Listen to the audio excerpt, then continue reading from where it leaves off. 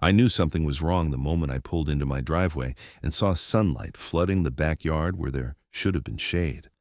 For 32 years, I had lived in this Georgian-style home on Magnolia Lane in Savannah, Georgia, and every single evening, those majestic oak trees cast long shadows across the property as the sun set. Today, the light was all wrong. My name is Benjamin Jarrett, and I am a judge on the Georgia Superior Court. I have presided over hundreds of cases involving property disputes, civil litigation, and yes, even homeowners association conflicts. Never in my career did I imagine I would become the plaintiff in one of these nightmares. I parked my sedan and walked quickly around the side of the house, my briefcase still in hand. What I saw made my blood run cold. Where 4 towering live oaks had stood since before the Civil War, there was nothing but massive stumps and scattered sawdust. The trees were simply gone. 200 years of growth, of sheltering wildlife, of providing shade and beauty, reduced to neat piles of cut logs stacked along the fence line.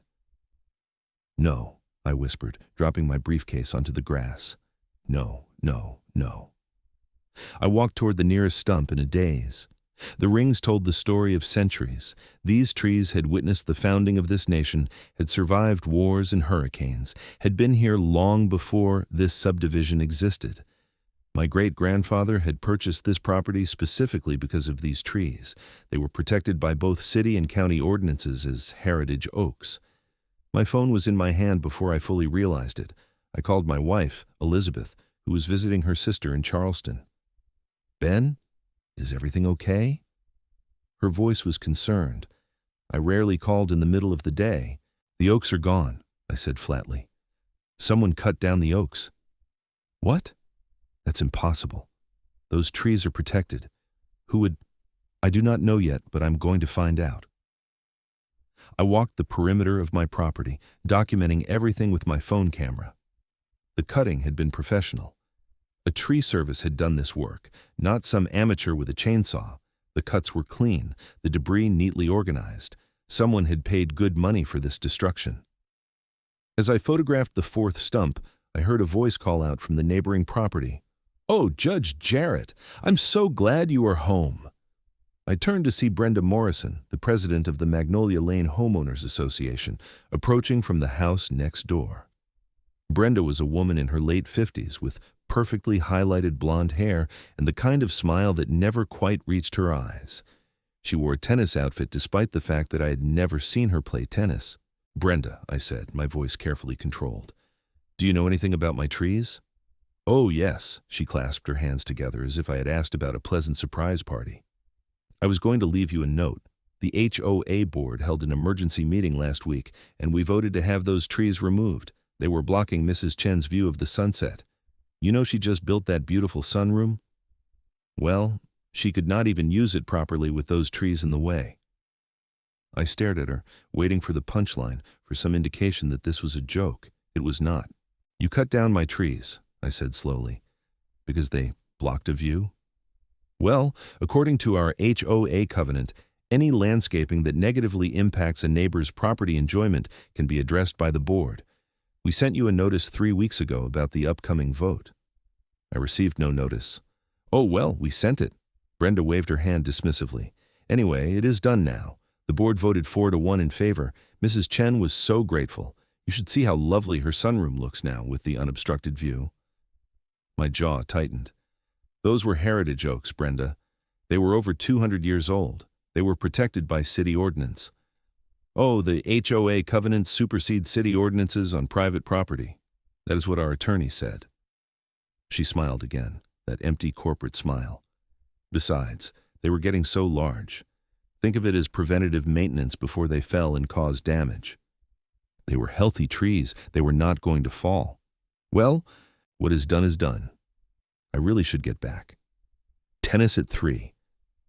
She turned and walked away before I could respond. I stood there in my ruined backyard, a judge who had spent 3 decades upholding the law, and I had just been informed that my HOA had committed what amounted to criminal destruction of property. Heritage tree destruction carried serious penalties in Savannah. The city took its historic trees very seriously, as did I. I spent the next hour on the phone. First, I called the Savannah Tree Commission and reported the illegal removal. The woman who answered sounded appropriately horrified. She promised to send an inspector out immediately and warned that fines for heritage oak removal started at $50,000 per tree. Then I called my attorney, Marcus Webb, who specialized in property law. "Ben, I am going to be straight with you," Marcus said after I explained the situation. "This is bad for them. Really bad. Heritage oaks are untouchable in this city without proper permits, and those permits are nearly impossible to get. The HOA violated municipal code, county regulations, and likely exceeded their authority under their own covenants, but more than that, they committed willful trespass and destruction of property. What are my options? Civilly, you can sue for the value of the trees, restoration costs, diminution of property value, and emotional distress. We are talking potentially 7 figures here. Criminally, the city can press charges for ordinance violations. The Tree Commission can levy fines. And depending on how this shakes out, individual board members could face personal liability." "I want all of it," I said. "I want every legal remedy available. I will start drafting the complaint tonight. In the meantime, do not let anyone remove those stumps or logs. We will need expert arborists to testify about the tree's age and value." After hanging up with Marcus, I called the tree service company whose name was on a sign staked near the street. The owner, a man named Dale, answered on the 3rd ring. "Yeah, we did that job this morning," Dale confirmed. "HOA president called us last week, said she had owner approval and all the permits." "She lied," I told him. "I am the owner. I gave no approval. Those were protected heritage oaks." There was a long silence.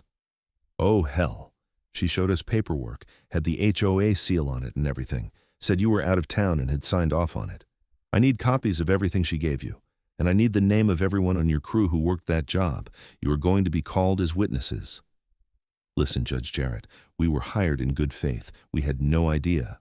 I am not coming after you, Dale, but you are going to help me prove what happened here. Can you do that?" "Yes, sir. I will email you everything within the hour." The sun was setting now, that same sunset Mrs. Chen supposedly needed an unobstructed view of. The light streamed across my barren yard, harsh and unforgiving where it should have been filtered through ancient leaves. I sat on my back porch and felt the weight of it all settle over me. These trees had been part of my children's childhood. My daughter Sarah had learned to climb on the lowest branches of the southern oak. My son Michael had hung a rope swing from the eastern one. Elizabeth and I had been married in this backyard under the canopy of those trees 28 years ago. Every major moment of my adult life had happened in their shade, and Brenda Morrison had ordered them cut down for a view. My phone rang. It was Harold Chen, husband of the woman whose sunroom view had cost me my trees. "Judge Jarrett, I just heard what happened. I am mortified," Harold said, his voice thick with embarrassment.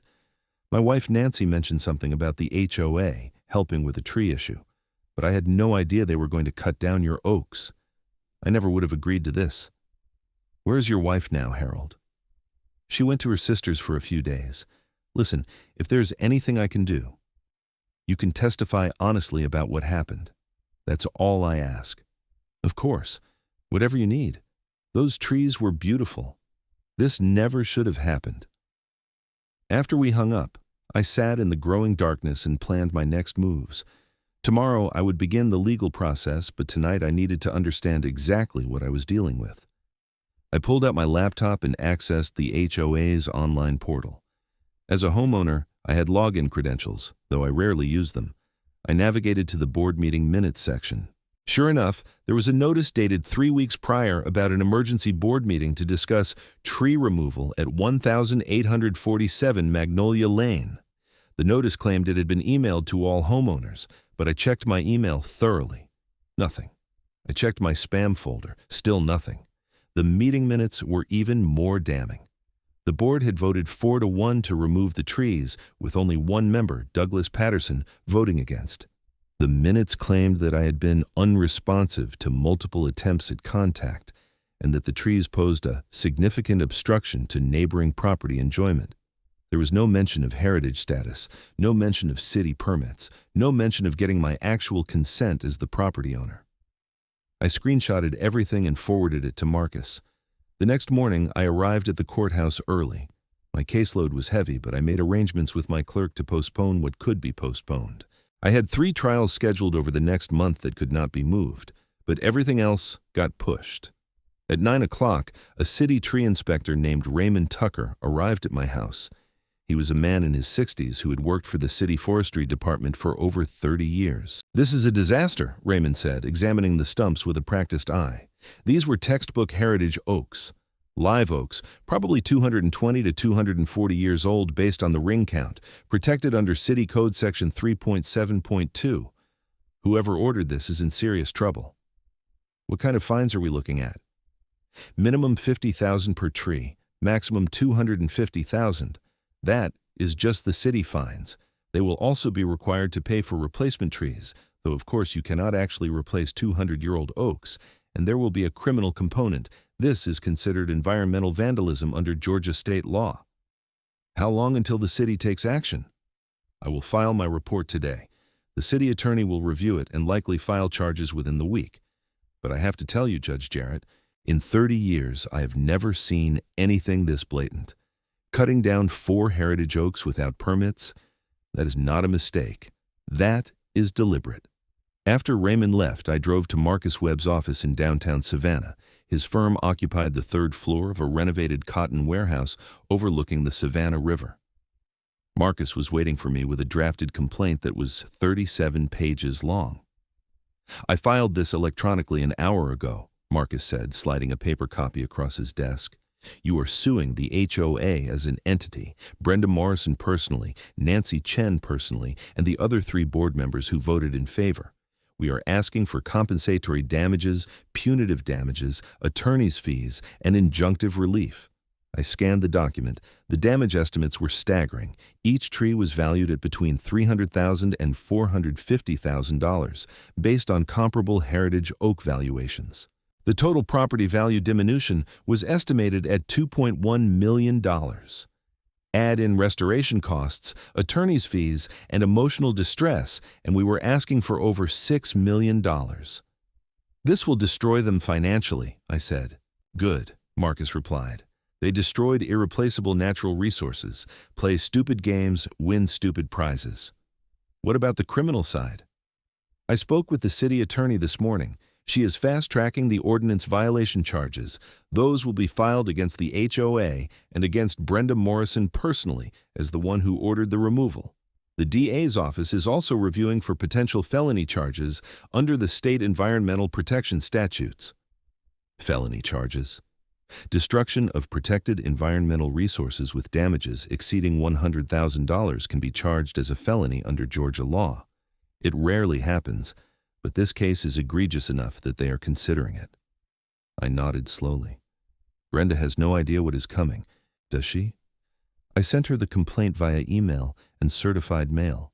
She should be served by the sheriff by end of business today. I suspect reality will hit her pretty hard pretty fast." I spent the rest of the day in my chambers, trying to focus on the cases before me, but constantly distracted by thoughts of my ruined backyard.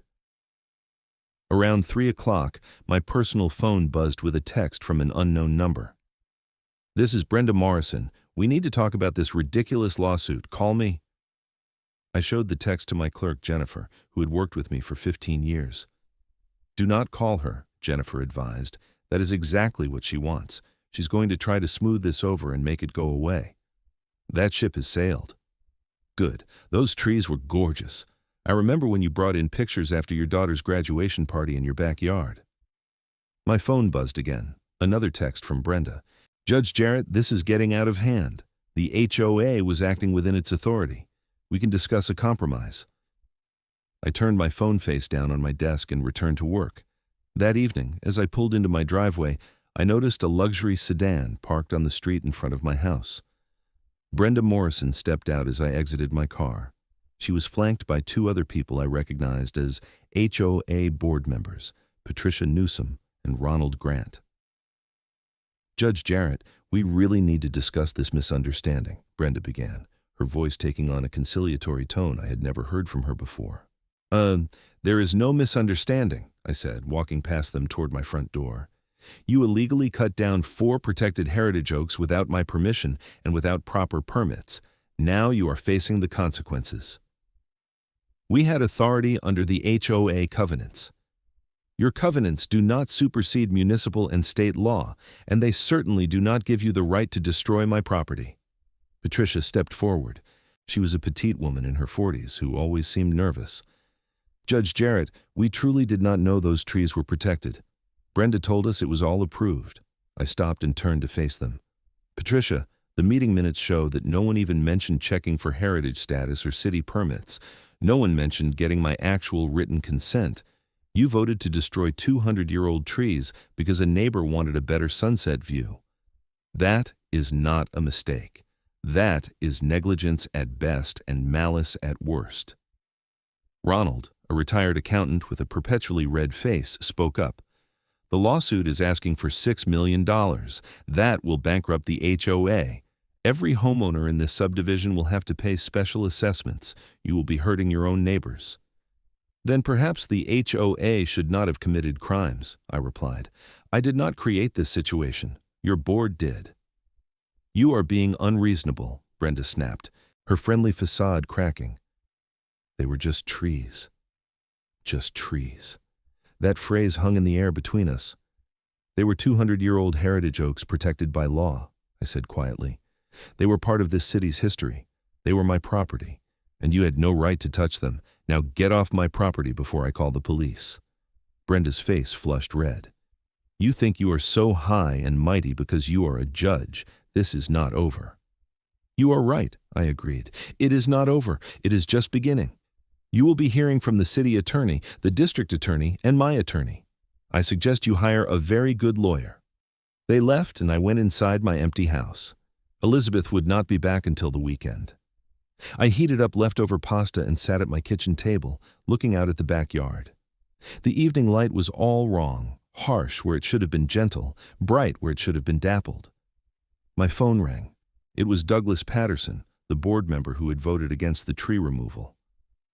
Judge Jarrett, I want to apologize, Douglas said. I voted against the removal at the meeting. I told them it was a terrible idea, that they needed to get proper permissions and check the regulations. Brenda steamrolled right over me. I appreciate you voting against it, Douglas, and I appreciate you calling.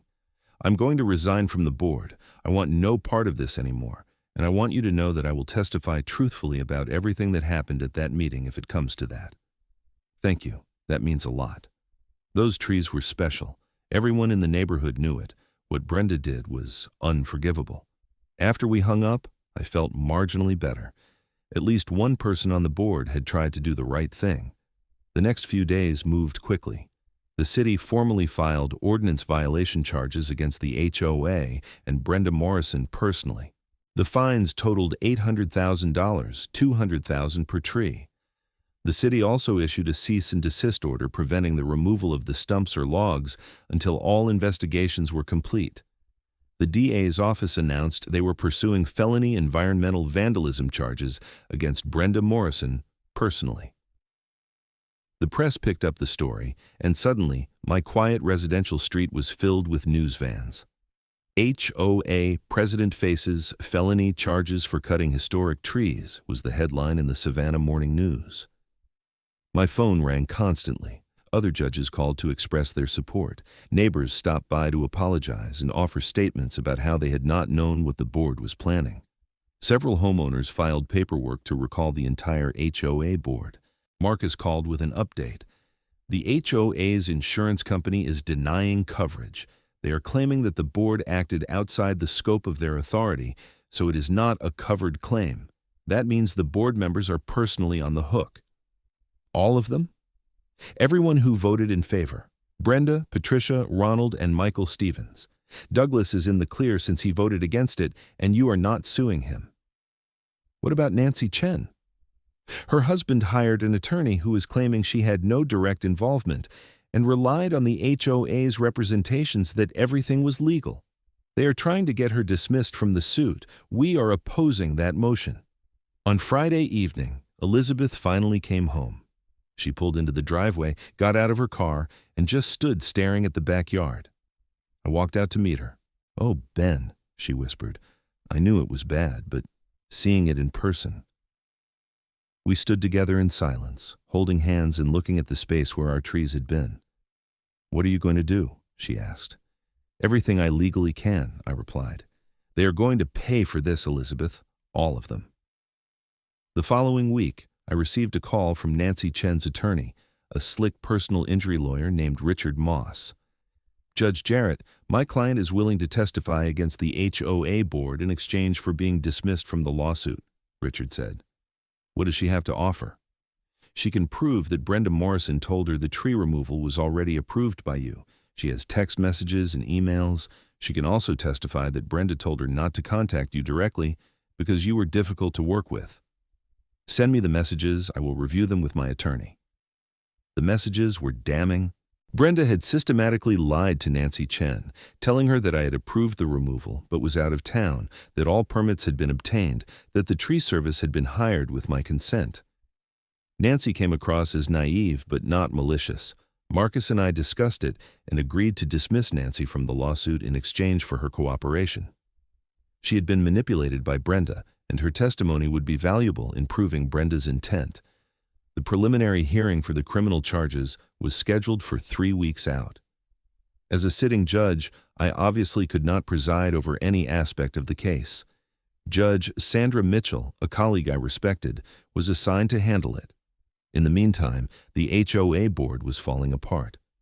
Patricia Newsom resigned and issued a public apology. Ronald Grant tried to claim he had been pressured by Brenda but refused to resign. Michael Stevens, the fourth board member who had voted in favor, went silent and hired a criminal defense attorney. The recall election moved forward.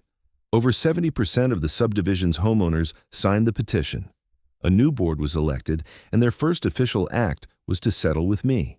They agreed to pay the full replacement cost of 4 mature oak trees to be planted by specialists, plus $100,000 in compensatory damages. It would not replace what I lost, but it was something. That still left Brenda Morrison, Ronald Grant, and Michael Stevens personally liable for the remainder of the damages. 2 weeks before the criminal hearing, I received a call from Brenda's attorney, a criminal defense lawyer named Sharon Vega, who I knew from court. "Ben, we need to talk about a plea agreement," Sharon said. "I am not the prosecutor, Sharon. Talk to the DA. I am talking to you about the civil suit. My client cannot afford to fight this. The criminal charges, the city fines, the lawsuit, it is too much. She will lose everything." She should have thought about that before she cut down my trees. "Ben, I know you are angry. You have every right to be. But bankrupting her will not bring back your trees." "No, but it will send a message that you cannot destroy protected environmental resources without consequences," Sharon sighed. "What if she agrees to pay the full value of your damages over time? We can set up a payment plan, put a lien on her house. She will pay, but she needs time." "Sharon, we are talking about potentially millions of dollars. She does not have that kind of money." "Then what do you want? What will make this right?" I thought about it. She pleads guilty to all criminal charges. She pays the maximum city fines. She resigns from the HOA board permanently and agrees never to serve on any HOA board again. She pays me $500,000 in damages secured by a lien on her house, and she personally plants 4 oak saplings in my yard and maintains them for 5 years. If she does all of that, I will not pursue the full judgment. I will talk to her. 3 days later, Sharon called back. She agrees, all of it. The plea hearing was held on a Tuesday morning. I sat in the gallery as Brenda Morrison stood before Judge Mitchell and pleaded guilty to 4 counts of unlawful destruction of heritage trees and 1 count of environmental vandalism. Judge Mitchell sentenced her to 2 years probation, 300 hours of community service with the city forestry department, and ordered her to pay restitution.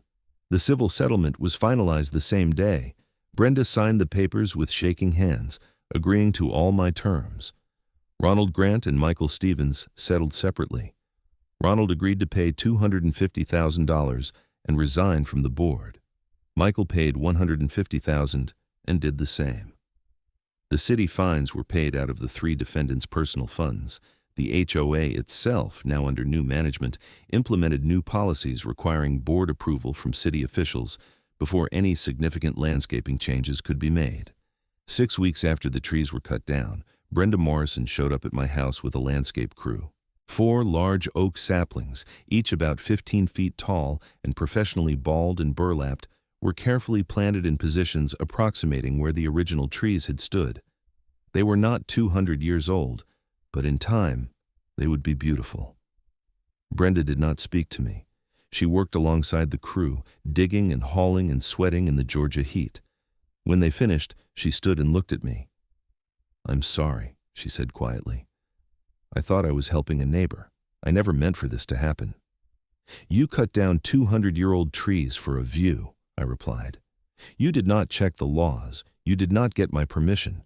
You just did what you wanted because you thought the HOA gave you power over other people's property." "I know. I was wrong. I will be paying for this mistake for the rest of my life." She left, and I stood in my backyard looking at the saplings. They were small and fragile, nothing like what had been lost. But they were alive, and they would grow. In 50 years, they would provide shade. In 100 years, they would be magnificent. In 200 years, if humanity had learned to protect what mattered, they might stand as witnesses to history the way my original oaks had. Elizabeth came out and stood beside me. "What are you thinking?" "I'm thinking about what gets passed down," I said. "My great-grandfather bought this land because of those trees. I lived my whole adult life under their shade. Now these saplings will be here long after I'm gone. Maybe my grandchildren will climb them." "Do you feel like justice was served?" I considered the question. "Justice is a complicated thing. I got compensation. Brenda and the others are paying consequences. The laws were upheld, but nothing can replace what was lost. Those trees witnessed 200 years of history. They sheltered countless birds and animals. They survived wars and hurricanes and disease.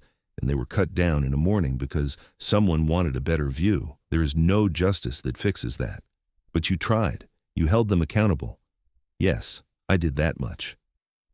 Over the following months, life slowly returned to normal. The news crews left. The neighborhood gossip died down. The new HOA board was competent and reasonable. My trials proceeded on schedule. The saplings were watered and fertilized and carefully tended by a landscape company paid for by Brenda Morrison's settlement. I received letters from environmental groups thanking me for standing up for heritage trees. The city cited my case when they strengthened their tree protection ordinances. Other HOAs across Georgia revised their bylaws to make clear that municipal environmental protections superseded HOA authority.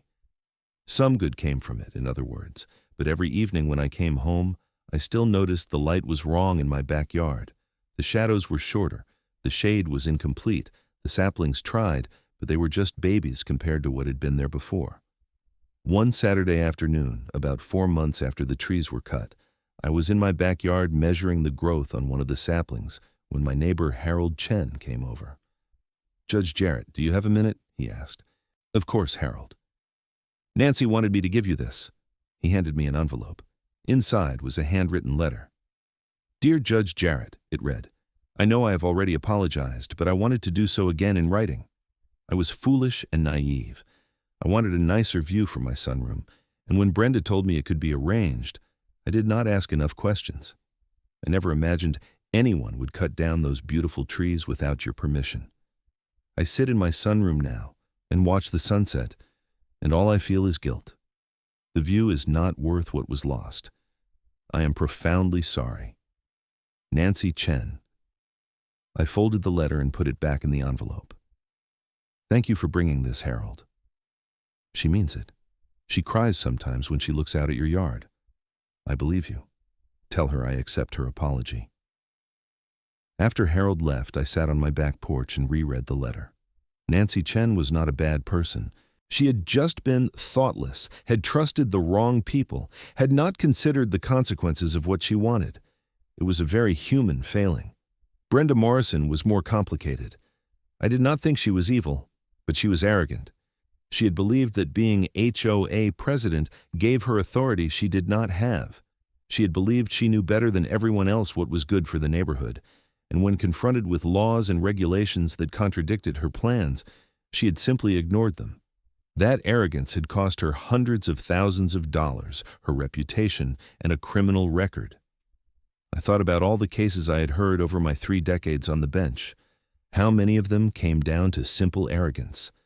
People who thought rules did not apply to them. People who thought their desires mattered more than others' rights. People who made choices without considering consequences. The law existed to check that arrogance, to say that your wants do not override someone else's rights. The law existed to protect things that could not protect themselves, like 200-year-old trees. I had spent my career enforcing those laws. Now I'd been on the receiving end of the justice system, and it worked. Slowly, imperfectly, expensively, but it worked. My daughter Sarah came to visit the following weekend, bringing my 2 grandchildren, Lily and James. They were 6 and 8, full of energy and curiosity. "Grandpa, where are the big trees?" James asked. "The ones you could climb?" "They were cut down," I told him, "but we planted new ones. See those smaller trees? In a few years you will be able to climb those." "Why were the big ones cut down?" How do you explain something like this to an 8-year-old? "Someone made a bad decision," I said. "They did not think about how special the trees were. But they are being punished for it, and we are making sure it does not happen again." "That is sad." "Yes, it is." Lily, the 6-year-old, walked over to one of the saplings and gently touched a leaf. "We should take care of these ones," she said, "so they can get big like the old ones." "That is exactly right, Lily." Sarah watched her children examining the saplings and turned to me. "How are you really doing, Dad?" "Better," I said honestly. "It still hurts when I come home and the shade is wrong, but the anger has faded. Now I just feel sad about what was lost and determined to protect what is here now." "Mom said you got a big settlement. Enough to compensate for the financial loss, not enough to replace what actually mattered. Are you going to do anything with the money?" I'd been thinking about that. "I'm setting up a fund with the city to protect other heritage trees. Any homeowner who has a protected tree and needs help maintaining it can apply for grants. And I am working with the Tree Commission to create a program that educates HOA boards about environmental regulations." "You are making something good out of something terrible." "I'm trying." That evening, after Sarah and the grandchildren left, I sat in my backyard as the sun set. The light streamed through the gaps where ancient branches should have been, and I felt the familiar ache of loss. But I also saw the saplings, their small leaves fluttering in the breeze, and I felt something else too. Hope, maybe, or determination. These trees would not grow in my lifetime to replace what was lost, but they would grow. And if I did my job right, if I protected them and taught others to protect them, they might stand for 200 years. They might witness the future the way my original oaks had witnessed the past. On Monday morning, I returned to court. I had a full docket, including a case involving a property dispute between neighbors over a fence line. The case was contentious, with both sides absolutely convinced they were in the right. I listened to the arguments, reviewed the survey maps, and considered the evidence. Then I made my ruling, explaining carefully why the law supported one side over the other. The losing party was unhappy, but they accepted the decision because it was based on law and fact, not personal preference. That was what separated a functioning society from chaos. The law applied equally to everyone. It protected the weak from the strong, the past from the careless, the future from the short-sighted. I had seen that principle tested in my own backyard, and it had held. Not perfectly, but adequately. The guilty were punished. The damage was compensated as much as possible. The rules were clarified so it would not happen again. 3 months later, I received a call from Marcus Webb. "I thought you would want to know," he said. "Brenda Morrison filed for bankruptcy." "Is she going to get out of paying the settlement?" "No, the settlement is secured by the lien on her house and cannot be discharged in bankruptcy. But she is losing pretty much everything else. Apparently, the legal fees, the city fines, and the other settlements wiped her out financially." I did not feel the satisfaction I expected. "That is unfortunate. She brought it on herself." "I know, but it is still sad when someone loses everything." After we hung up, I thought about Brenda Morrison. She had been HOA president, probably felt important and powerful in that role. She had been the person who organized neighborhood events and enforced the petty rules about mailbox colors and lawn maintenance. In her mind, she was making the neighborhood better, and then she made one catastrophically bad decision, and her entire life fell apart. There was a lesson in that about hubris and consequences, about the importance of checking your authority before exercising it, about respecting things larger and more important than your own immediate desires. I hoped other HOA board members across the country were learning that lesson too. A year after the trees were cut down, Elizabeth and I hosted a small gathering in our backyard. It was our 30th wedding anniversary, and we invited close friends and family. The caterer set up tables in roughly the same positions they had been at our original wedding, and we showed everyone the saplings, now noticeably taller and fuller than when they were first planted. My son Michael proposed a toast. To Mom and Dad, who have weathered storms and celebrated joys in this backyard for 3 decades, the trees may be younger now, but the love here is stronger than ever. Everyone raised their glasses, and I felt Elizabeth squeeze my hand. Later, as our guests mingled and ate and laughed, I stood near one of the saplings and looked up at its branches. They were thin still, nothing like the massive limbs of the original oaks. But they were growing. Every day they put down deeper roots. Every season they added new rings to their trunks. They were building toward a future I would never see but could imagine. Judge Sandra Mitchell approached me with a glass of wine. "Beautiful evening, Ben." "Thank you for coming, Sandra. I wanted to tell you I cited your case in a ruling last week. Property dispute involving an HOA trying to force a homeowner to remove native plants. I used your case to establish that HOA covenants cannot override environmental protections. I am glad something good came from it. More than you know, 6 cases have cited it now. You have created precedent that will protect a lot of trees and a lot of homeowners." After the party ended and everyone went home, Elizabeth and I sat together on the back porch in the darkness. The yard was quiet, except for the sound of crickets and the rustling of leaves from the saplings. "Do you still think about the old trees every day?" Elizabeth asked. "Most days," I admitted, "but it does not hurt as much as it did. I'm learning to see what is here instead of what is missing." "That's a good way to look at it. I had a good teacher." I kissed her forehead. 30 years married to you has taught me a lot about resilience." We sat in comfortable silence, and I thought about the long arc of justice and healing. The law had worked, but imperfectly. The guilty had been punished, but the punishment could not restore what was lost. Money had changed hands, but money could not buy 200 years of growth. And yet, life continued. The saplings grew, the birds returned, the neighborhood healed. New HOA board members learned from the mistakes of the old ones.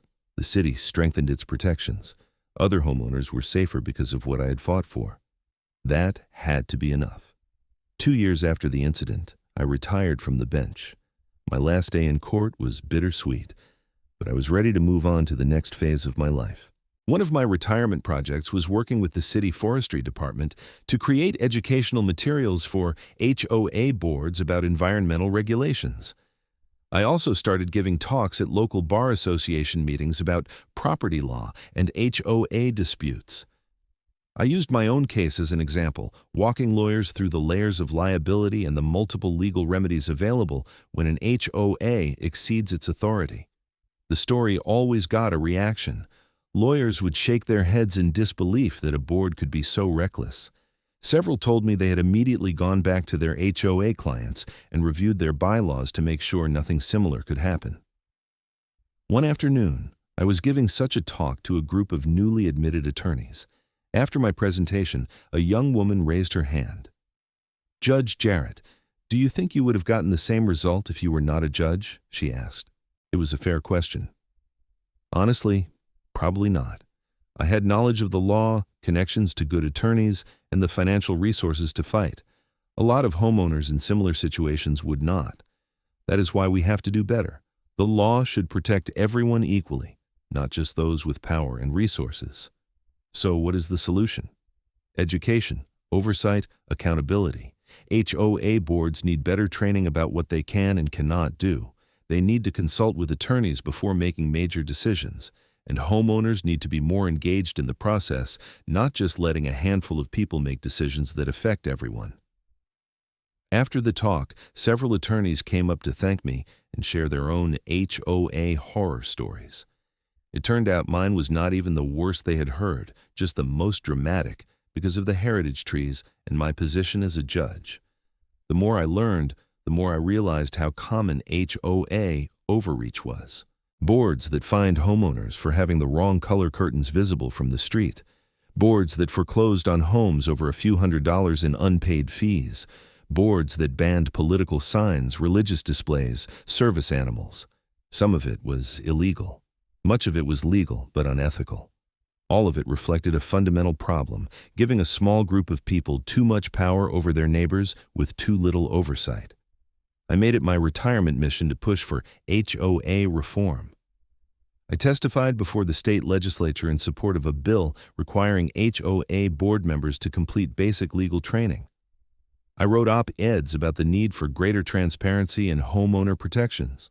I worked with the State Bar Association to create a pro bono program helping homeowners fight HOA abuse. The work gave me purpose and helped me process what had happened to my trees. I could not bring them back, but I could prevent similar losses from happening to others. 3 years after the incident, I was working in my backyard on a spring morning when Brenda Morrison walked by on the sidewalk. She stopped when she saw me. We had not spoken since the day she planted the saplings. She looked older than I remembered, worn down by the years of financial struggle and public shame. "Judge Jarrett," she said quietly, "I just wanted you to know I finished my probation last month." "Congratulations," I said, meaning it. "I have been volunteering with the forestry department, helping to plant trees in public parks, teaching kids about native species. That is good work. I think about what I did every day, the trees I destroyed, the damage I caused. I cannot change the past, but I am trying to do better going forward." I looked at her, this woman who had caused me so much pain, and felt the last remnants of my anger fade. "We all make mistakes, Brenda. The question is what we learn from them. I learned that power without wisdom is dangerous. I learned that some things are more important than property values and views. I learned to ask questions before acting." She paused. "I learned too late, but I learned." After she left, I went back to tending the saplings. They were thriving, nearly 20 feet tall now, their trunks thickening year by year. In another decade, they would start to provide real shade. In 2 decades, they would be substantial trees. In a century, they might be magnificent. I would not be here to see them reach their full glory. But that was okay. Some things we plant for ourselves. Some things we plant for the future. That evening, Elizabeth and I took a walk through the neighborhood. It was a beautiful spring evening, warm but not yet humid. The live oaks throughout the subdivision were full of new leaves, their branches draped with Spanish moss. As we walked past the Chen house, I noticed Nancy sitting in her sunroom. She saw us and waved. We waved back. "Do you think she still feels guilty?" Elizabeth asked. "Probably," I said. "But I hope she has forgiven herself. What happened was not really her fault. She was just a person who wanted something and trusted the wrong people to get it for her." "That is very generous of you. Anger is exhausting. At some point, you have to let it go." We completed our loop and returned home. Our backyard was bathed in the golden light of sunset, and I could see the saplings silhouetted against the sky. They were small still, but they were there. They were alive. They were growing. I thought about my great-grandfather, who had bought this property a century ago because of the oaks. I thought about all the years my family had lived under those trees. I thought about the moment I came home to find them gone, the rage and grief that followed, the long process of seeking justice and healing. And I thought about the future, about my grandchildren climbing these new trees, about their grandchildren perhaps sitting in their shade, about the long chain of human lives passing beneath branches that outlasted them all. That was the lesson in the end. We are temporary. The trees, if we protect them, endure. Our houses and our property disputes and our HOA bylaws will all be forgotten. But a 200-year-old oak remembers, and a 20-foot sapling that will someday become a 200-year-old oak is already building that memory. My job was to protect these saplings so they could grow, to teach others to protect their trees, to make sure that what happened to my heritage oaks did not happen again. The law had given me the tools to seek justice. My position as a judge had given me the knowledge and resources to use those tools effectively. The support of my community had helped me through the anger and grief. Now it was time to use what I had learned to help others, to be the voice for the homeowners who could not fight back, to be the advocate for the trees that could not speak for themselves. I had planted new oaks in my backyard. Now I needed to plant the seeds of reform across the state. It would take years. It would require patience and persistence. But like the saplings, the work would grow if I tended it properly. 5 years after the trees were cut down, the Georgia legislature passed the Heritage Tree Protection Act. The law strengthened penalties for illegal removal of protected trees, required HOAs to verify permits before approving any tree removal, and created a state fund to help homeowners protect significant trees on their property. I was in the gallery when the governor signed the bill. Several legislators mentioned my case in their remarks, calling it a wake-up call about the need for stronger environmental protections. After the ceremony, a reporter asked me how it felt to see the law passed. "It feels like something good came from something terrible," I said. "I lost trees that can never be replaced, but maybe this law will save other trees. Maybe other families will not have to go through what I went through. That is worth something." Do you have any message for HOA boards? Yes. Remember that you are stewards, not rulers. You manage common areas and enforce reasonable rules, but you do not have unlimited power. Before you make any major decision, consult with experts, check the laws, consider the consequences, and never, ever cut down a tree without understanding what you are destroying. The reporter smiled. Strong words. I earned the right to say them. That evening, I went home to my backyard and looked at the oaks. They were 25 feet tall now, their branches spreading, their roots deepening. In the evening light, they cast small but distinct shadows across the grass. It was not the same as before. It would never be the same, but it was something. It was growth. It was life. It was hope. I stood under the branches of the largest sapling and looked up through the leaves. Somewhere above me, a bird was singing. The breeze rustled through the canopy. The tree was alive and growing and becoming what it was meant to be. And so, I realized, was I. I had been a judge, dispensing justice from the bench for 3 decades. Then I had been a victim, fighting for my own justice. Now I was an advocate, using my experience to help others. The trees had taught me that lesson. They grew slowly, patiently, adding one ring at a time. They weathered storms. They adapted to changing conditions. They did not rush or force their growth. They simply persisted, day after day, year after year, until they became mighty. I could do the same. I could continue the work of HOA reform, one case at a time, one law at a time, one educated board member at a time. The progress would be slow, but it would be real. And someday, when these saplings had become heritage trees themselves, when they cast deep shade across this backyard and sheltered birds and witnessed history, maybe someone would remember that they were planted in the wake of injustice, that they grew from loss, that they stood as a testament to the idea that even when terrible things happen, new life can take root. That would be my legacy, I decided. Not just the cases I had decided as a judge, but the trees I had protected. Not just the justice I had won for myself, but the justice I had made possible for others. I reached out and touched the bark of the sapling, feeling its rough texture under my palm. "Keep growing," I whispered. "I will keep you safe." It was a promise, to the trees, to the future, to all the homeowners who would need protection from HOA overreach, to all the heritage oaks that still stood throughout Savannah and Georgia and America. The sun set behind the trees, and I went inside to where Elizabeth was making dinner. My backyard was healing, my community was healing, and I was healing too, one day at a time, one season at a time, one new ring of growth at a time. The trees were gone, but their legacy remained. And in fighting for justice, in demanding accountability, in pushing for reform, I had ensured that legacy would continue. That, in the end, was all I could do. All any of us can do.